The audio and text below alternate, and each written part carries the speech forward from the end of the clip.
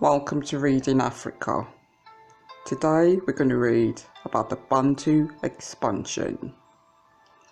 The Bantu expansion was a major series of migrations of the original Proto-Bantu speaking group, which spread from an original nucleus around West Central Africa across much of Sub-Saharan Africa. In the process, the Proto-Bantu speaking settlers displaced or absorbed pre-existing hunter-gatherer and pastoralist groups that they encountered. The primary evidence for this expansion is linguistic. A great many of the languages which are spoken across sub-equatorial Africa are remarkably similar to each other, suggesting the common cultural origin of the original speakers.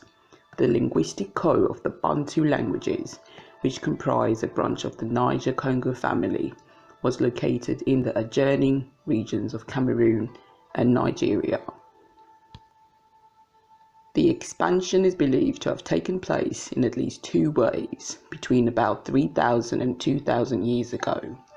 Linguistic analysts suggest that this expansion proceeded in two directions. The first went across or along the northern border of the Congo forest, and the second, possibly others, went south along the African coast into Gabon, the Democratic Republic of Congo, and Angola on inland along the many south-north flowing rivers of the Congo River system. The expansion reached South Africa probably as early as AD 300. Theories on the expansions of the Bantus believes that Bantu expansion most probably began on the highlands between Cameroon and Nigeria. Mambila region straddling the borderlands here has been identified as containing remnants of the Bantu who stayed home as the bulk of Bantu speakers who moved away from the region. Initially, archaeologists believed that they could find archaeological similarities in the region's ancient cultures that the Bantu speakers were held to have traversed. Linguistics classify the languages and creating a genealogical table of relationships believed they could reconstruct material culture elements. They believed that the expansion was caused by the development of agriculture, the making of ceramics, and the use of iron, which permitted new ecological zones to be exploited. In 1966, it was hypothesized that the Bantu expansion pushed out or assimilated the hunter-forager Proto-Caucasians who had formerly inhabited southern Africa. In eastern and southern Africa, Bantu speakers may have adopted livestock husbandry from other unrelated Cushitic and Lonitic speaking peoples they encountered. Heading practices reached the far south several centuries before Bantu speaking migrants did.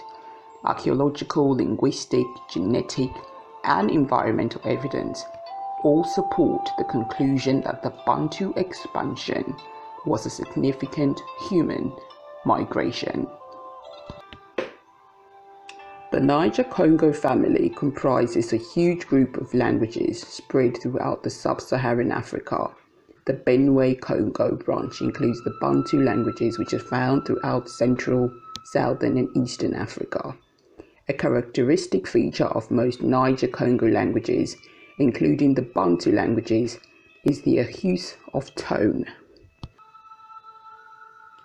In Central Africa, it is thought that Central African Pygmies and Bantus branched out from a common ancestral population.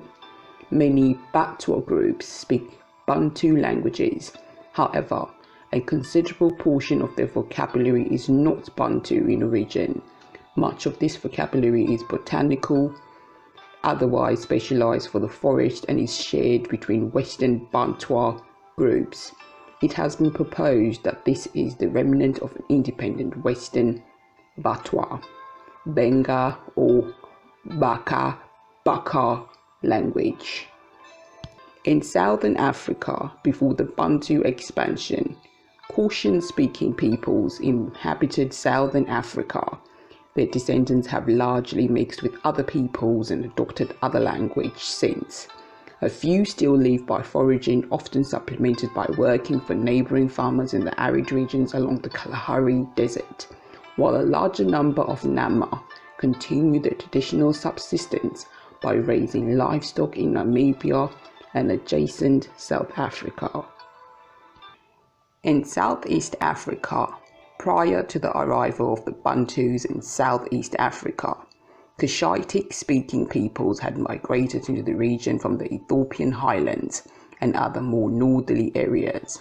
The first waves consisted of southern Cushitic speakers who settled around Lake Turkana and parts of Tanzania, beginning around 5,000 years ago. Many centuries later, around AD 1000, some eastern Cushitic speakers also settled in northern and coastal Kenya. In addition, Cushitic-speaking hunter-gatherers also inhabited Southeast Africa before the Bantu expansion. Nilo-Saharan-speaking Haida population comprised the third group of the area's pre-Bantu expansion inhabitants. This is the end of the reading of the Bantu expansion. Thank you for listening to Reading Africa.